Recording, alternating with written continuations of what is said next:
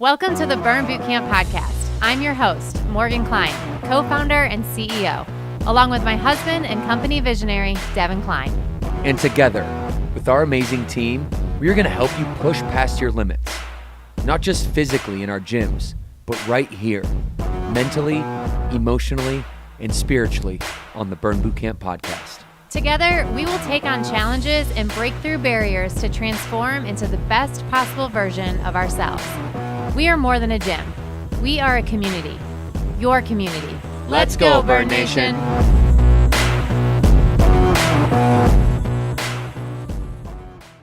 Hey, Burn Nation, and welcome back to the Burn Bootcamp podcast. I have a very, very special guest here to talk about relationships, all things psychology. She's a PhD in psychology. Her name is Dr. Morgan Cutlip. Dr. Morgan, welcome to the show. Thank you for having me. Yeah, I'm so excited to have you today. We were just having a conversation, and I just think you're going to shed light on so many things that women in particular are wondering about, but us guys should be aware of too. You're a relationship expert. You know what it feels like to kind of lose yourself in motherhood with your own family, Effie and Roy, your two children. And she's determined to help moms navigate life better. Throughout her career, she's helped hundreds of thousands of people, guys, worldwide to form and maintain healthy relationships, not only with themselves, but with their significant other as well. And sometimes we leave ourselves out of that. She does not. She will not. And it's Good Morning America. It's Teen Vogue. It's the New York Times. It's all the places. Women's Health Magazine, Loveology, The Flow, which is an app. And her new book, Love Your Kids Without Losing Yourself, is available now. It's not her first book. She has other works out there to get your hands on as well. But that's what really we're going to be talking about now. It's what drew me to you. It's what I have a lot of questions and curiosity, and just I could talk to you for hours. But let's just start with how are you? What's going on in your world right now? Before we get into the real deep stuff. Yeah. Maybe if I missed anything that you'd like to talk about, why don't you do that? That's Okay. a complete intro. Okay. It's super Good. generous. Thank you. All right, what's going on in my world? So my husband's name is Chad. He travels every week for work, and right now we are on a 3-week stretch where he has not been home. This is the middle of our 3rd week. He has not been home at all. So that's kind of like the context of my life. I'm just white knuckling it through this season, but he comes home on Friday, which should be good. Our hamster died yesterday, so we're like navigating some of that stuff and just poor hamster. I know it's really sad trinket. But yeah, we're just kind of in the thick of it. My kids are 11 and 8, extracurriculars city over here, and just kind of managing life like probably the majority of your listeners. Well, that's what drew me. One of the things that drew me into you is just that you share your own experiences in life through your lens, and what better way to connect with somebody than that is giving you advice than to, take the studies that you've earned, right, and then be able to translate that into your own life and really help people, and that's what we want to do today. And so, you speaking of Chad, we connected on the fact that we both have high school sweethearts. Morgan and I met when we were 12. You guys met when you were 14 and 16, and you have to know a thing or two about connection in order to start that early and stay together this long. So Yes. Let's just start at what might be the foundational level, and let's define what is connection and what is it not. What is love, or interchangeably love, and what is it not? Just like that's like a philosophical, eternal question, huh? that we're all trying to figure out. So, in the work that I do, so I used to work with my dad. I know that you mentioned this when we were chatting before we got on here, but I used to work with my dad for a really long time, and he is in the same profession and has his own book and has tons of courses and been taught to like millions and been doing this a long time. And early on in his work, he actually developed a model. It's in my first book, Love Your Kids Without Losing Yourself. It's a model of attachment. And so that's what I would say a relationship is, or love is. So a love is a series of connections that help you feel some sort of bond with someone else. And in that model, there's 5 areas or 5 bonds. So I can rattle those off if you want. But one is knowing. So if you just imagine a relationship, it's easy to imagine it with your partner. And the picture, let's create the picture here. So the model is like an equalizer on a stereo with 5 levels that move up and down. So you can have different combinations of each of these 5 areas. So the first is knowing. So if you just think about your relationship with your partner and you have this connection of knowing this area, it can vary in different degrees. When you're busy, my husband's been gone for 2.5 weeks. We're kind of out of the know with each other. We chat on the phone, but it's just not the same, right? So that bond is going to be a little bit lower. The next is trust. This is your kind of like your belief in somebody. This shapes your attitude toward them. When you can like, do you ever have that moment where you sort of like jump to the conclusion of maybe something your wife is doing, and you kind of fill in all these gaps, and you make this assumption, and it's like then you're inevitably you're probably wrong. I've learned that I am wrong, and I keep it in here, and it doesn't come out of here. Well, part of your job is to change the in here, Okay. to make these adjustments, but that's a whole nother conversation. But trust is really this like internal picture of our partners. It's our belief in them. It can vary very dramatically. It so dramatically impacts how we interact with them. So that can move up or down. You can have a positive trust, negative trust, less or more. Reliance is how you meet each other's needs. Commitment is your feeling of connection, or your feeling of, bondedness. It's like that persevering aspect of the relationship, like the willpower, which you guys probably talk about a lot, which is like when you don't feel like doing something, but you still do it. That's that commitment piece. And then the last is the physical touch or intimacy. And so if you think about any relationship, when we're thinking about love or we're thinking about connection, they're going to have these 5 areas, whether it's a relationship with our kids or ourselves. I think the way no, that's a great answer. And we love lists and we love to learn. You have a bunch of highly ambitious listeners that are here. They're ready to grow. They're ready to get better. They want your advice. They want all your acronyms, all the things you've learned. Feel free to lay them out for us. I know that we can learn conceptually better when we take complexity and conceptualize it together. So one thing I picked up on that I think is an interesting thread to pull on is the way you conceptualize trust as an internal belief. And let me get this right so we're clear here. When you say that, an internal belief, what you mean is like how you like what the self-talk is and how you define that person. Or maybe not even self, like how you might define your wife or your husband to your buddies. Is that what you mean? Yeah. Like the way, like, I'll break it down. I actually did a post on this recently. I think and people push back on this all the time, which I find so interesting. But this is, I think, such an important concept no matter what relationship we're talking about, whether it's your kids. In my book, I talk about this concept and how it relates to your relationship with your kids and also yourself, but in your partnership. So think about trust as like a mental picture we sketch of somebody we're in a relationship with. So I'll use my husband. So let's say, my example always is he leaves like these socks all around the house, okay?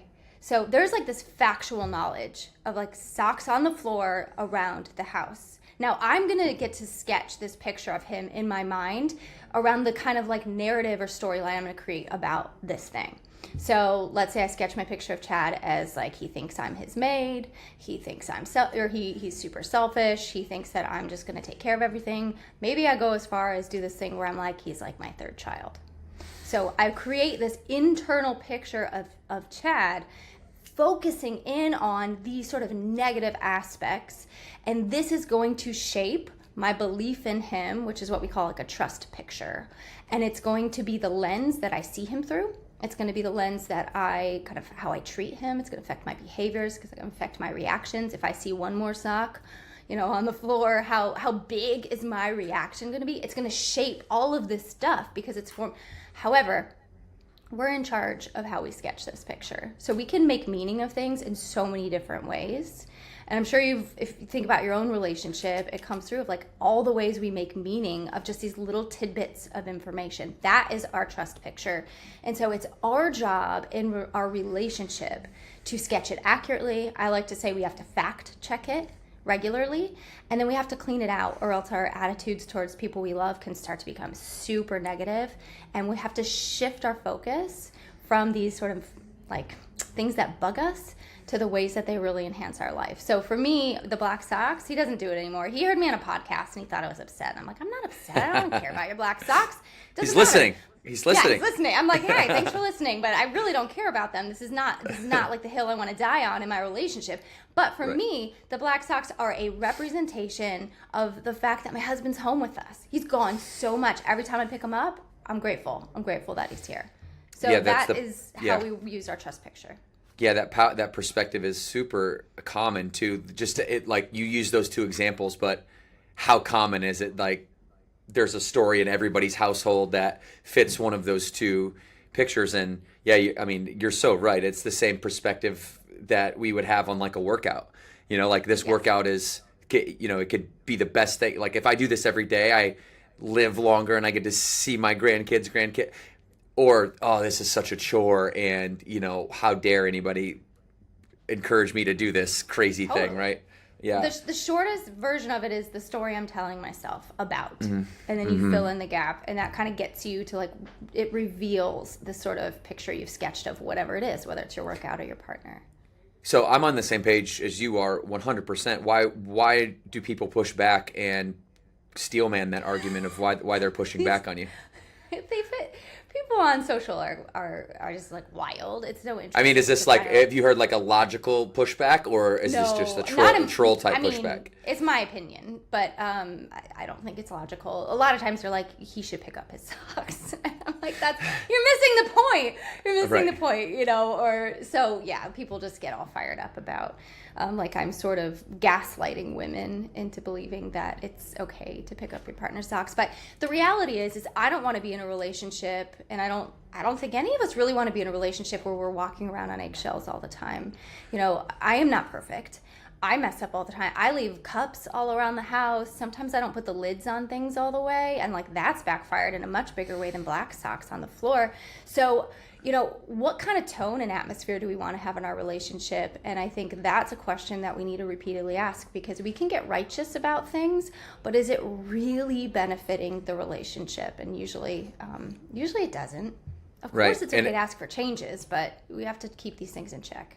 Yeah, and I would make the assumption that maybe some people who struggle with their ability to connect with themselves and with their spouse might use that sock analogy as a way to say, oh, but you're still wrong.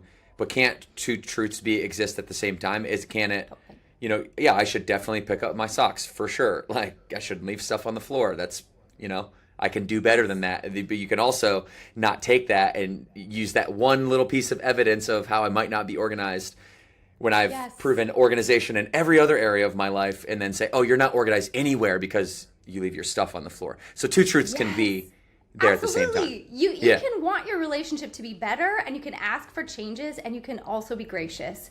And I think people sometimes miss that. It's like, it's okay to extend some grace and ease in our relationships, but also be like continually asking for growth and change and all of these things. So yes, people miss that. So the physical touch piece of it, that is an interesting one, and I want to explore that if you don't mind, because this is like one of the needs that I would have as an individual, not just like from a biological perspective, like, men thinking about sex or whatever. To me, it's just more of an acknowledgement of awareness in the room, that I'm there, that you care about me when I'm there, that it's that you there isn't anything mentally going on, that you hold resilience or emotionally, that you hold any emotional tension with me on, because you're physically showing me that it's not there, right? And then if the physical touch isn't there, then I'm like, what's wrong? Yes. What's going on? What are we doing? Are we okay? And one of the biggest mistakes I've learned about myself, and maybe you can help me analyze this, is the need for, like Morgan would like to say, I have a hard day at work, and she might not be the most, like, she's usually a very upbeat, uplifted person. She might not be that one day, and then I'm like, oh, are you okay? Are you okay? You okay with me? Are you okay with me? Like, and it's like this ego thing of like, what am I? And then I let her mood, whatever it might be, like, instead of just letting her mood be, sometimes I absorb that, and I'm like, now needing her approval to feel happy about myself when she's got things going on right now today that she A, doesn't want to talk about because she's still processing it, and B, it has nothing to do with me in the first place. But my intrusion of her like space, or my intrusion of her intentions, I think is a good way to put, like, she's not intending to make me feel like it's my fault. Or do you You're know what I'm saying? personalizing it. Help me. Yeah. Help me work this out. So, I mean, we could go deep and we could talk about attachment styles and all those things, but let's just stay like at the most practical level. This is a really common dynamic in relationships. There's lots of ways it's referred to, but there's something that I like this terminology called emotional contagion, where we sort of absorb the mood of our partner. And it's actually kind of, do you feel exhausted by this? I feel, my feeling is uncertainty. Yeah, like an insecurity. That's how I feel. Mm-hmm. Yeah, it can feel exhausting. It can feel insecure. You can feel kind of like that anxiety or that like pit in your stomach of like, oh my gosh. I relate. I'm like super sensitive. I'm not sensitive in like I get my feelings hurt easily, but I'm sensitive in that I just absorb everything around me kind of like a sponge. So this is actually something in my own relationship that I've had to put a lot of work into. And I did an experiment with myself where I went 30 days and I tried to take absolutely nothing personally. And I actually think that relationships would be so much better off because we personalize the socks. We're like, how dare you? This is some sort of like infringement on my rights in the home. And like we personalize, and also we personalize the way that we interpret our partner's mood. And sometimes it is, but a lot of times it's not. And so this idea of sort of like you probably do some sort of like workout challenges, but can you do a challenge in your relationship where you're like, I'm going to test it and I'm going to go this number of days. I'm going to take nothing personally. My partner's in a bad mood and they're, tense, that tension you can kind of feel moving around the kitchen a little bit like in their own space and kind of like not paying attention to you. Can you say something like, hey, like, how are you doing? Like, what can I do for you? Instead of being like, are you okay with me? Because usually that actually just creates more tension in the dynamic and they get annoyed because now they got to put energy to making you feel better. Always. Always more. Not most of the time for me. It's always like, oh, you idiot. Don't say that. That's not helpful. Yes. And it's so hard. I totally get it. We get pulled into kind of that temperature checking. So right. I actually have a free guide, at least it's free right now. Maybe we can link it or something, but it's like, how do you work through this challenge of taking nothing personally for these few days?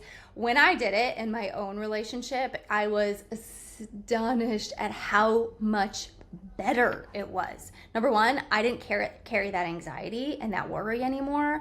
Number two, my Chad was like way like warmer and more affectionate and more like, he didn't need to actually feel his stress and also support mine. And so it freed him up to just give more generously to me. It was wild, the impact of that little experience. So I would just encourage people to kind of mess around with that. I also think a huge, part of this is, and this can get tricky because this can set them off, but there are also times where it's worth doing that fact checking sort of stuff. We create these narratives in our head and we can then spiral downward. Oh my gosh, maybe it's that thing I said earlier. She's mad at me. She walked by me and she didn't even touch my shoulder or like give me a hug. Like, I guess she's not into me. Like, we can start to spiral into this narrative. So it can be helpful occasionally to just say, I'm noticing that you're distant. Like, are you stressed? Or did I do something? Because I want to make sure I can support you in the way that you need. And so you sort of take the work off of them of having to reassure you, but instead kind of put out two options so you actually know how to respond and show up better when your partner's feeling stressed. Yeah, I love that. And we'll link the link that you just explained where people can basically, this is what you did and you documented it and gave us a tool so we can use it. And it's a 30-day tool, I'm assuming. No, it's just it just walks you through a couple steps. Like, here are the things. Here's how you get in the headspace to do it, and then try this for 30 days if you can. Even a week would make a difference. Yeah. We love tools. Because a lot of times we get in places where we feel like we're in this whatever plateau or inability to make the adjustment in our relationship, but it's like, what strategies have you tried that are different? It's the same thing with our fitness. If you're just in this perceived plateau, or you're not making the adjustment to calories in, calories out, or the type of workouts that you're doing, the load that you're forcing your body to adapt to, then you're not going to change because the strategy isn't changing. And it's the same thing here. It is. Fitness, my favorite metaphor. I have a question. I have a question for you. So, I've noticed this a lot, and this was my experience as a child growing up. Both my mom and dad would yell at each other. It's very toxic, so this is a great extreme example. Most people aren't this way. Very toxic, very abusive, very, very violent. But one of the things I noticed is that it was always one another. They were always the problem. It was never me. There was no connection with myself first. It was always you. How do we know when we are the problem and it's not something that my spouse is doing, some grand scheme to ruin my life, or maybe it is, but how do you explore that and get to the bottom of it? There's one, I have to swear to do this quote, but there's a quote in the No Asshole Rule book that it says, if you wake up every day and you look in the mirror and you see a superstar, but everyone else are assholes, well, then you need to look in the mirror again because you might be one. So that notion, and within the relationship context, how do we navigate that? How do we identify it? And how does self-awareness play into it? I mean, self-awareness is huge. So my second book comes out in April. It's actually in something called The Mental Load, but it's for couples. And I have 4, and it really will help your entire relationship. But I talk about 4 areas that people need to learn how to share in their relationship in order to just work better, to share the mental load better, all the things. But one of them is to share accountability for how you show up in the relationship. Relationships are a dynamic. What this means is if you make one little adjustment in one person, naturally the other person's world's going to shift a little bit too. You're connected. And so you almost it's tricky to say this, people will push back, but almost every issue you're going to have in your relationship is an issue that was created within the dynamic. So both of you bear some sort of responsibility. It might be divided up a little differently. And I'm excluding abuse and all these things. This is where people are like, what about abuse? And I'm like, okay, let's just take that off the table. I'm talking about relatively healthy relationships. Almost always both people play a part in the dynamic. What happens is the dynamic gets so entrenched. People get so stuck in their own hurt and their own pain and their own frustration that they start to have a difficult time seeing how they're playing a part of it and seeing the other person's perspective. And so, we need to get better at self-reflecting and seeing how we're showing up. And so part of it really is working to increase our self-awareness. And there's lots of ways of doing this. Part of it is just sort of taking a step away from that argument. You can't really do it in the heat of the moment. You kind of need to do some of this work outside of the moment. And so thinking about things like, if I'm feeling defensive, what is the need that I am maybe not getting met, or what is being stirred up in me that is resulting in this defensiveness? Am I feeling attacked? Am I feeling shameful? Am I feeling accused of letting my partner down? Sort of reflecting on some of these questions in order to examine your reactions.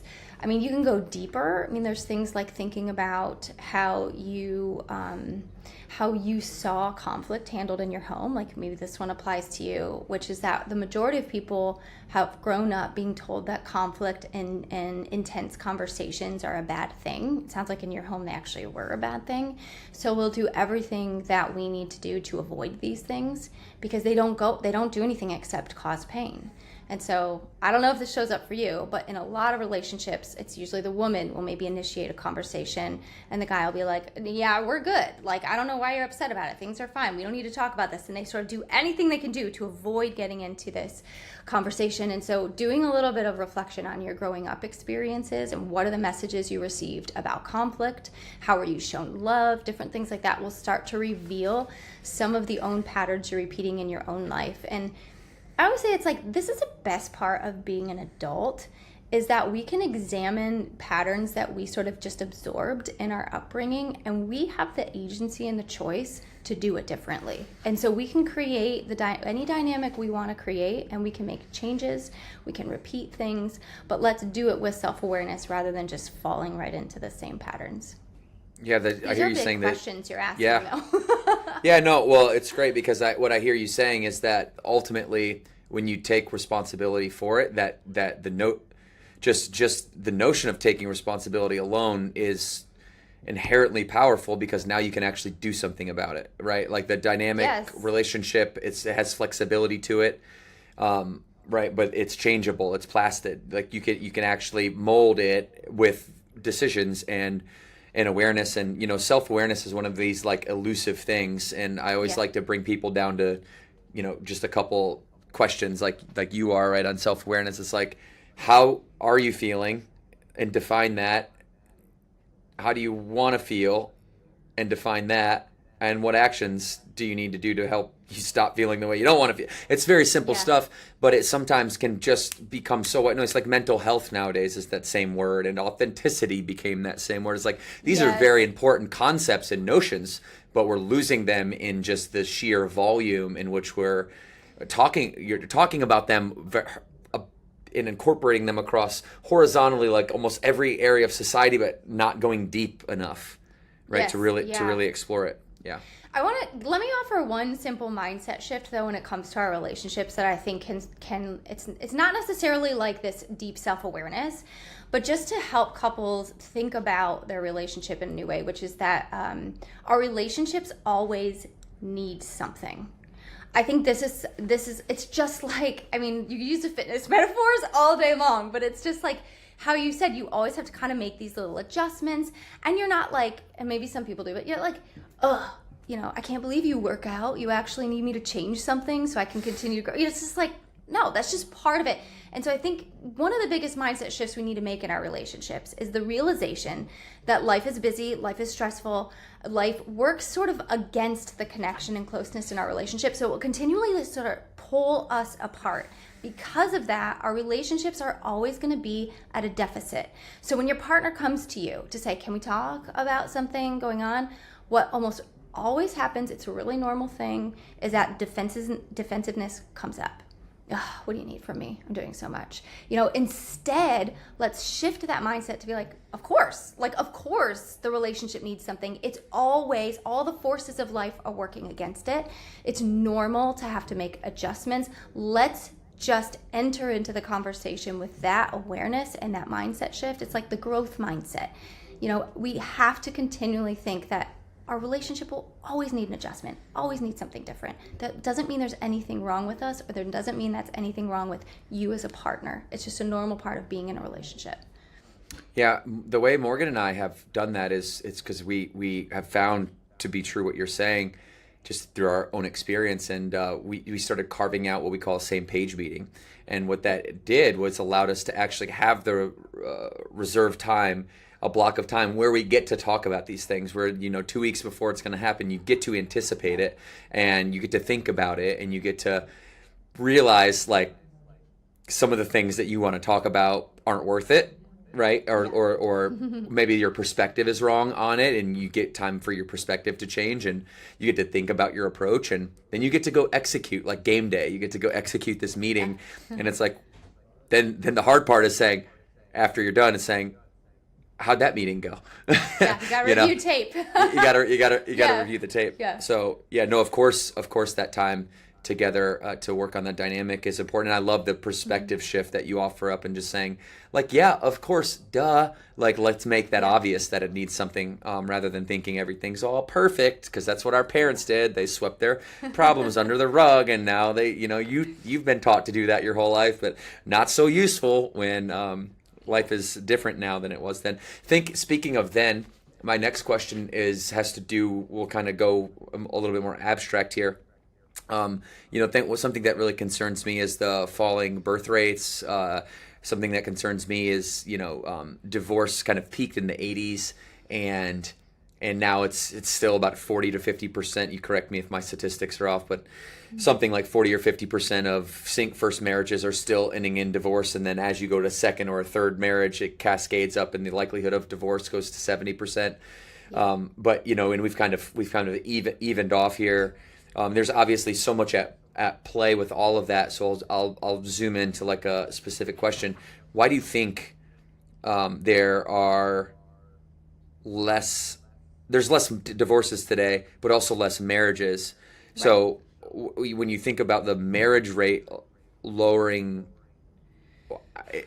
and all the things at play, how is that bad and how is that good? Like, because there's two sides of it, right? There's like Burn Boot Camp hit the pocket when it came to, business is all about solving a person's problem on time, right? And we hit the pocket when it came to providing a challenging, inclusive, positive, optimistic environment for women and their families, right, to come to in their community where they were going to get world-class service, right? It was the women's strength movement was just starting. Like, it was started, but it was just gaining like hockey stick traction.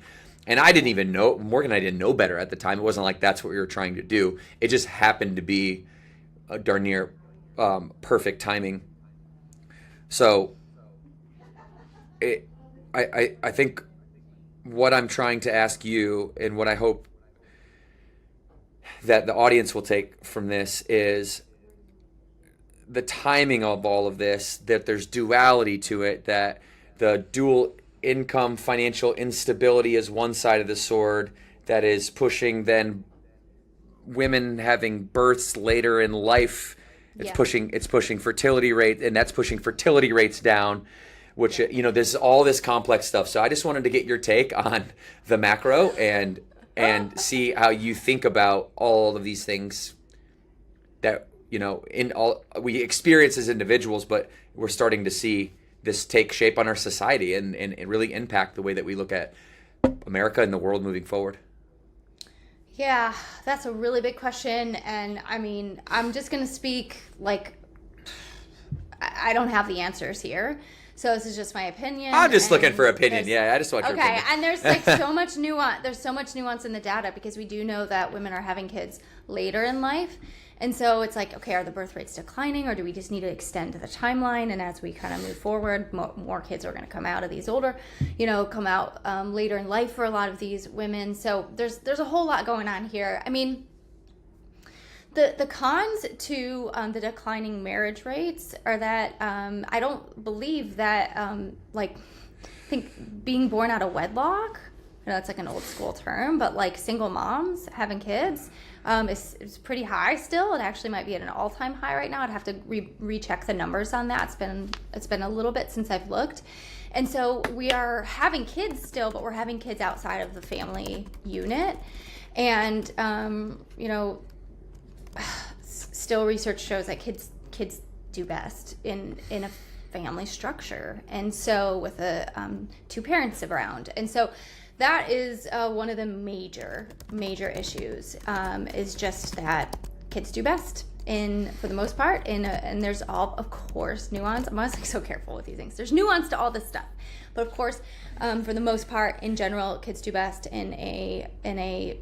with having a family formation. So I guess the benefits, that's like sort of harder for me to think about, because I do think families are good for society, and they provide a secure structure for the fact that you have to hesitate on that is like, why are we putting pressure on our professionals to have to hesitate to protect the family unit? That's a pretty silly thing. Like, isn't it obvious, right? That is, I know that it's a good thing, and it's it's just kind of sad that you would ever have to feel threatened, totally, by that notion to even talk about it. So yeah, I think I guess you could say one of the benefits is you would hope potentially that people are being more selective about who they marry, and they're being more cautious as they're entering into the decision. So you would hope that over time research will show that we're having higher quality relationships, and time will tell if that's the case. I know, divorce rates are going down, and so perhaps that is the case. But again, I just go back to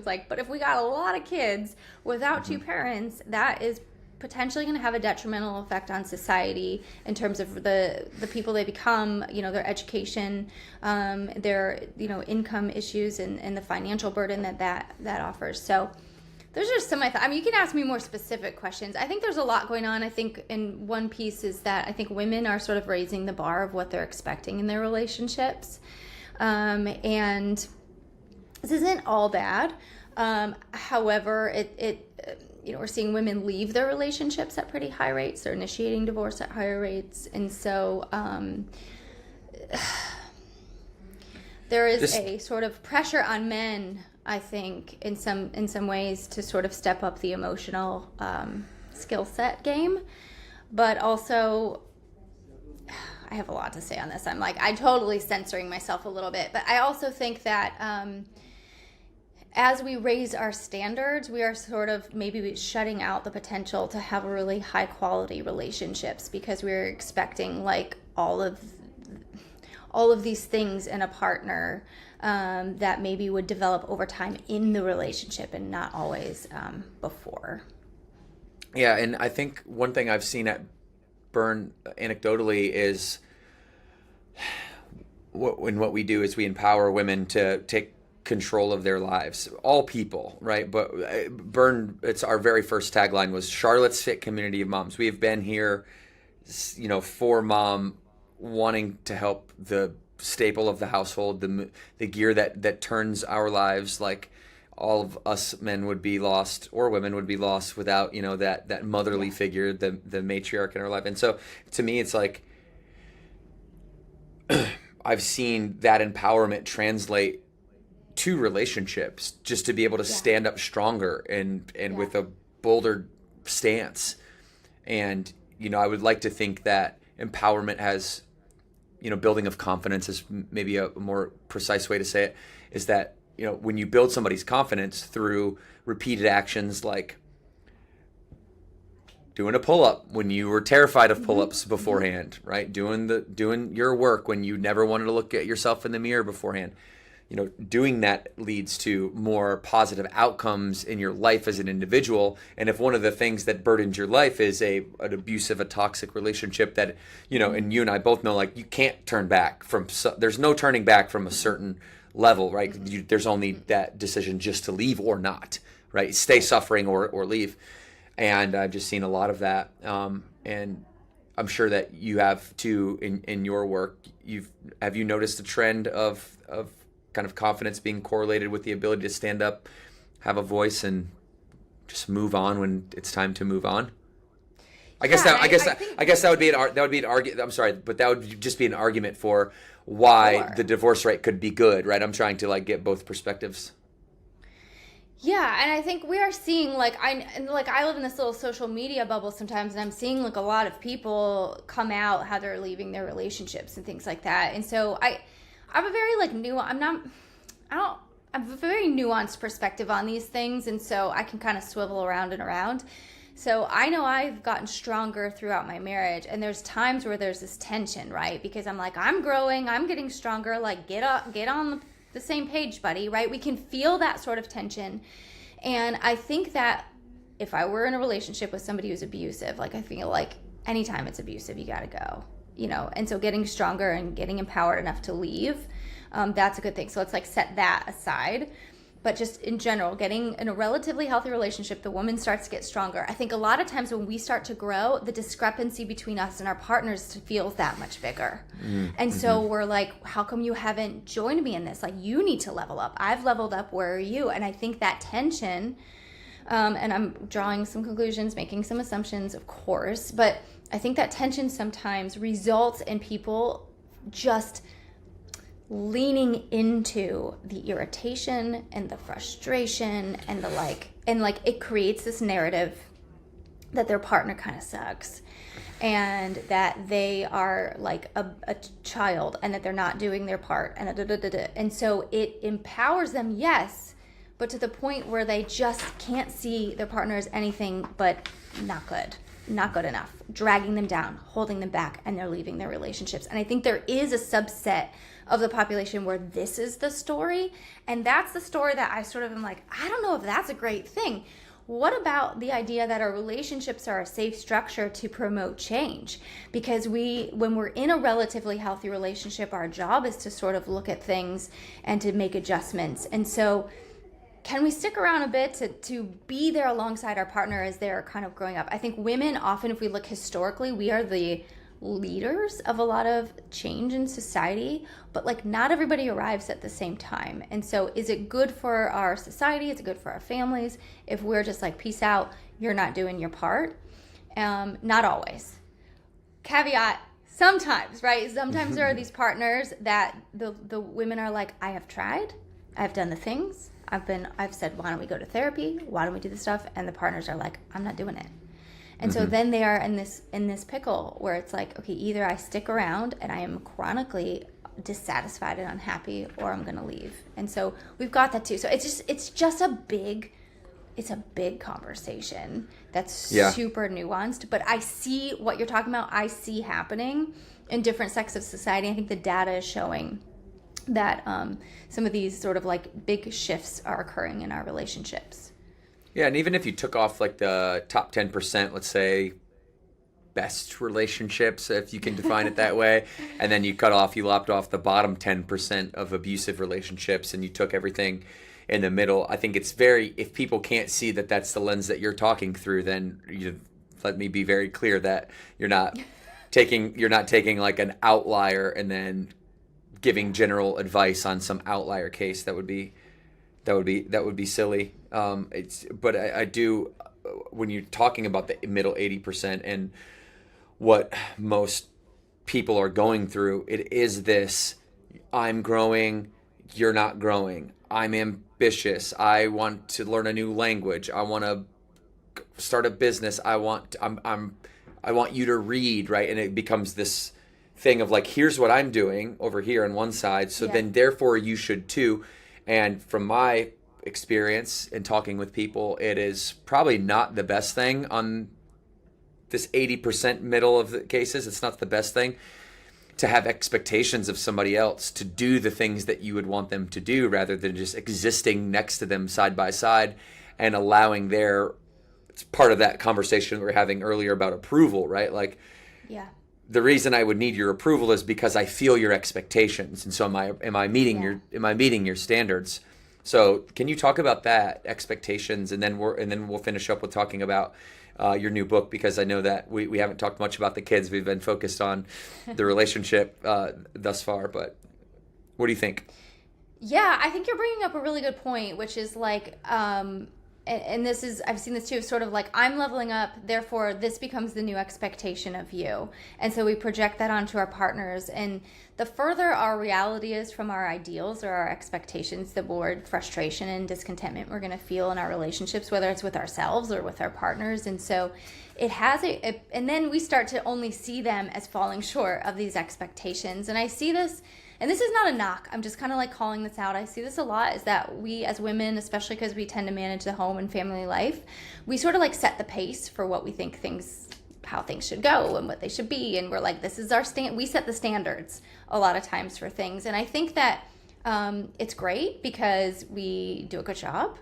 And it's great because we're like leveling up and we're doing these things. But then also, I think there needs to be this other piece of sort of humility and some grace.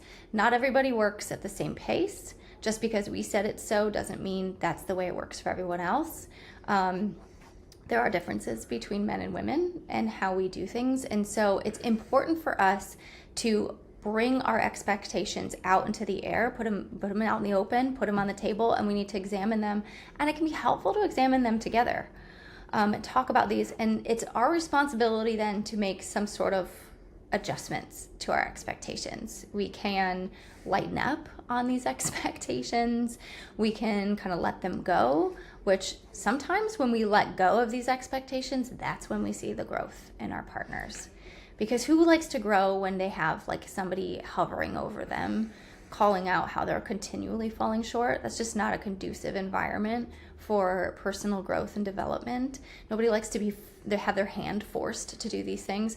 Or the other alternative, which we're seeing too, is just like you can ask somebody sort of level up to meet your expectations. But it's really important to identify them. It comes back to that self-awareness piece, because when you identify them, then you can decide how you relate to them.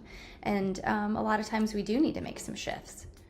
So if I extrapolated your expectation philosophy, then I could say that no expectations would be the best environment for the other individual to grow.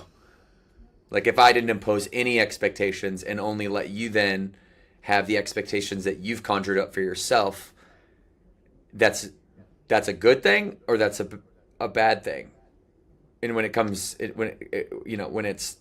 when what is on the line is this person growing. If I'm growing and I don't see them growing, do I tell them, hey, I'm growing and you're not growing? I expect you to do X, Y, and Z. Is that fair? Okay, that's fair. Got it. And we're on the same page. Or is it better just to say, hey, I'm doing this, this, and this. These are the expectations I have of myself. And I don't need anything from you. Yeah, it's not realistic, actually.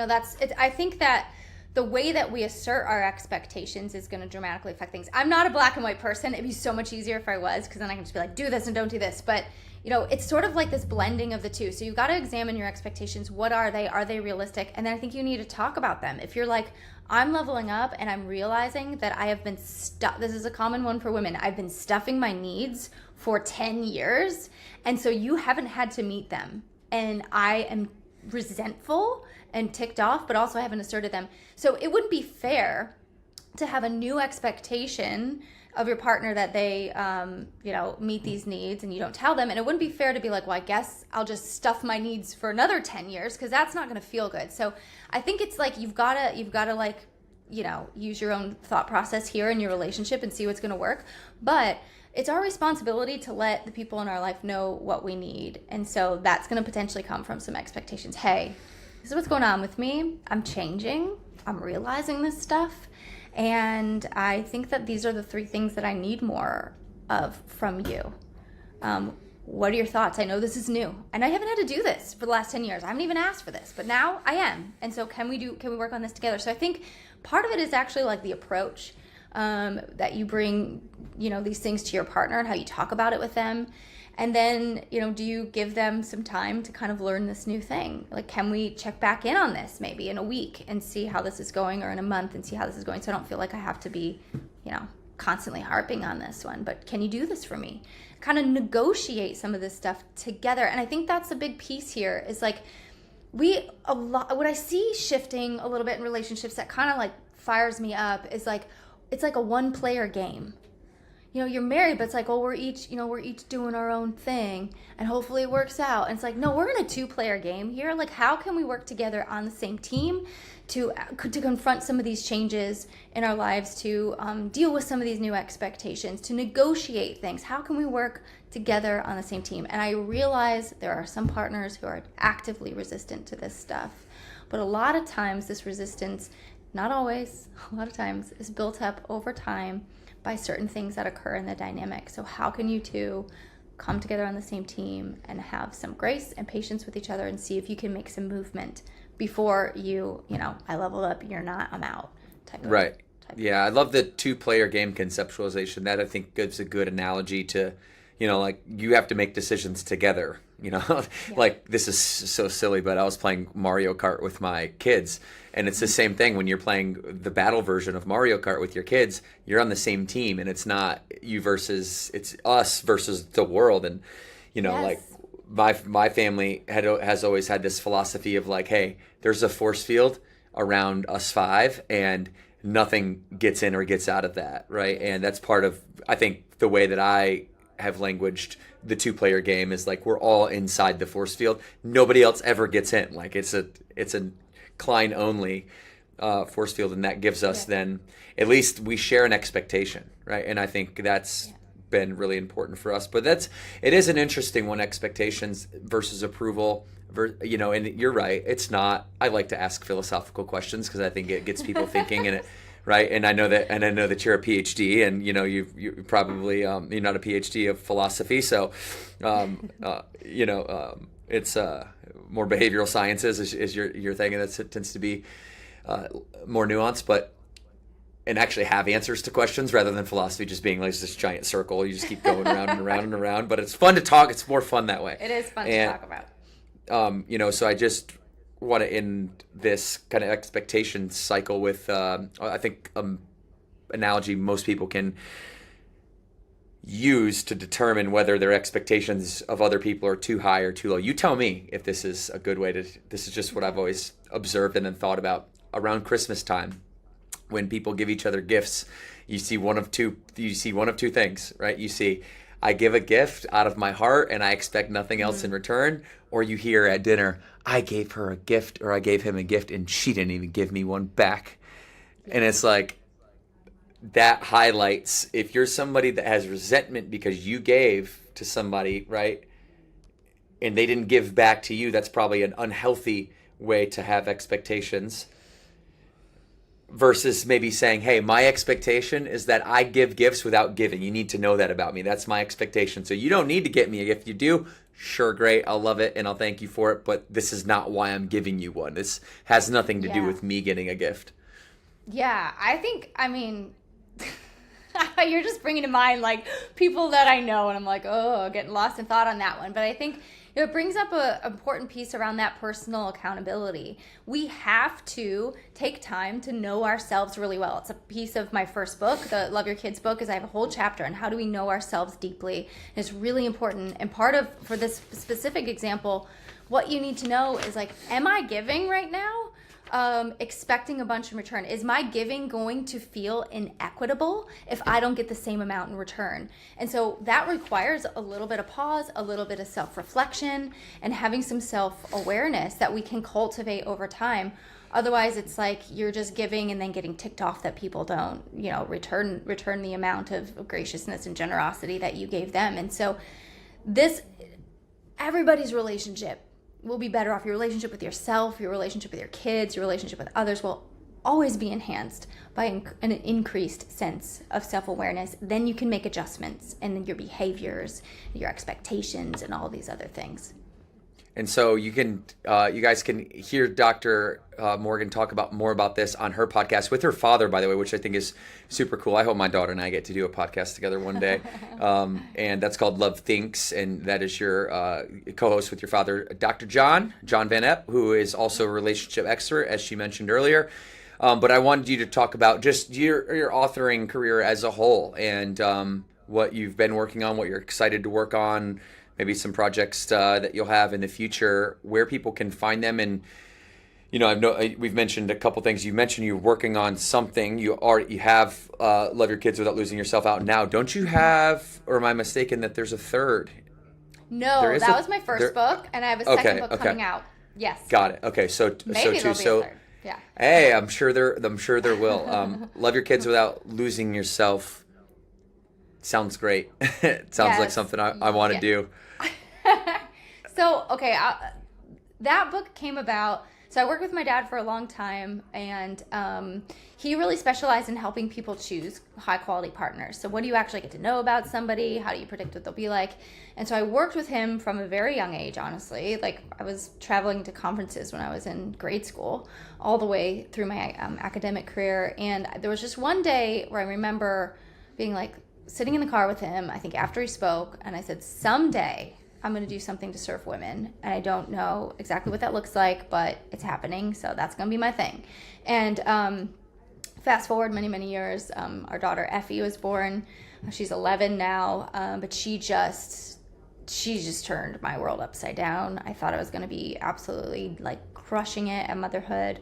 I could not believe how difficult it was, how unequipped I felt. Talk about expectations. I had really high expectations of myself, and I felt like I was falling short regularly. So I knew at that moment, okay, if I'm feeling this way, all the education, all the things, I should know what I'm doing. I don't know what I'm doing. If I feel this way, inevitably there's a whole bunch of other women who do. And so I want to help moms with this experience in motherhood of feeling like you are so disconnected from yourself. And so my first book walks moms through an actual plan, a 5-step plan for how you care for yourself in a meaningful way. I'm not talking pedicures. I'm talking like deep change that you can do right alongside your kids. And so the takeaway, one of the big takeaways is kind of what you and Morgan do, but it's with yourself, which is how do you regularly incorporate these self-check-ins throughout your day? And I give them a framework, like here are the 5 areas you scan. How do you do this so you can make small adjustments, or at least you can define what you need, come back to it later. So that was book 1. And then book 2 is on something called the mental load. It's called A Better Share, how couples can tackle the mental load for more fun, less resentment, and great sex.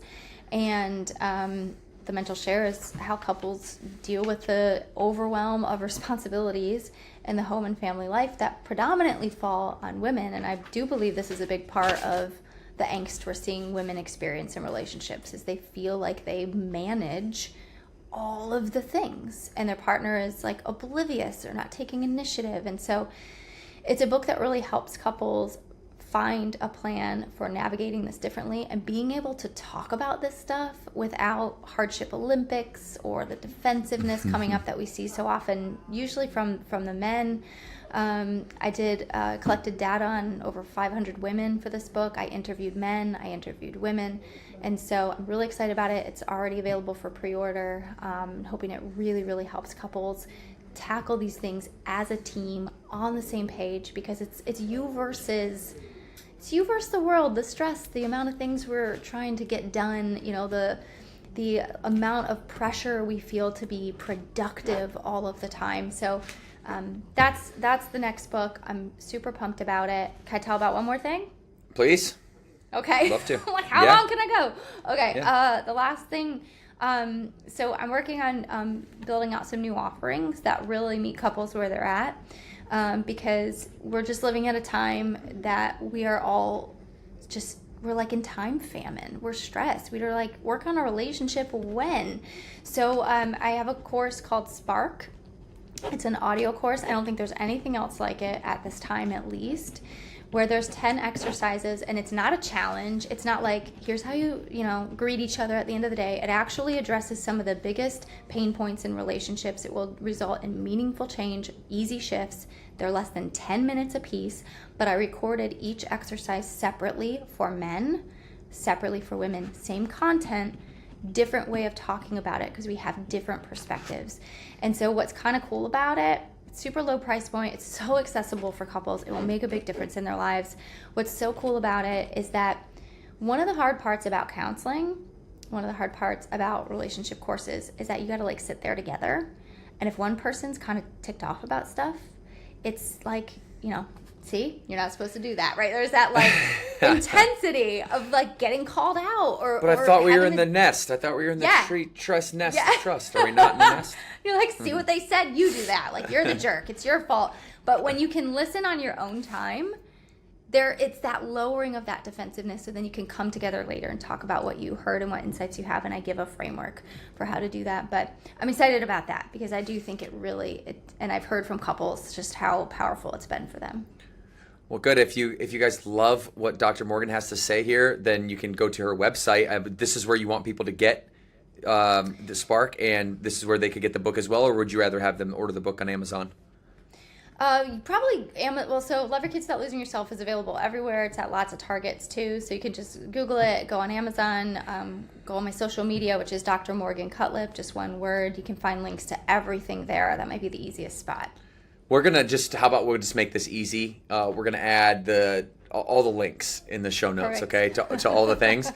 And so whether you're on YouTube in the description, y'all, or in Apple Podcasts or Spotify in the show notes, please go support Dr. Morgan Cutlip. Thank you so much for being here. You are a wealth of knowledge. I could talk to you forever and ever and ever, but we also have a company to run, so we got to go do an interview, I think is my next thing here I got going. But it's nice to meet you. I hope that will be a friend of Burn Boot Camp, and continue doing what you're doing. You're a light in the world. We need you.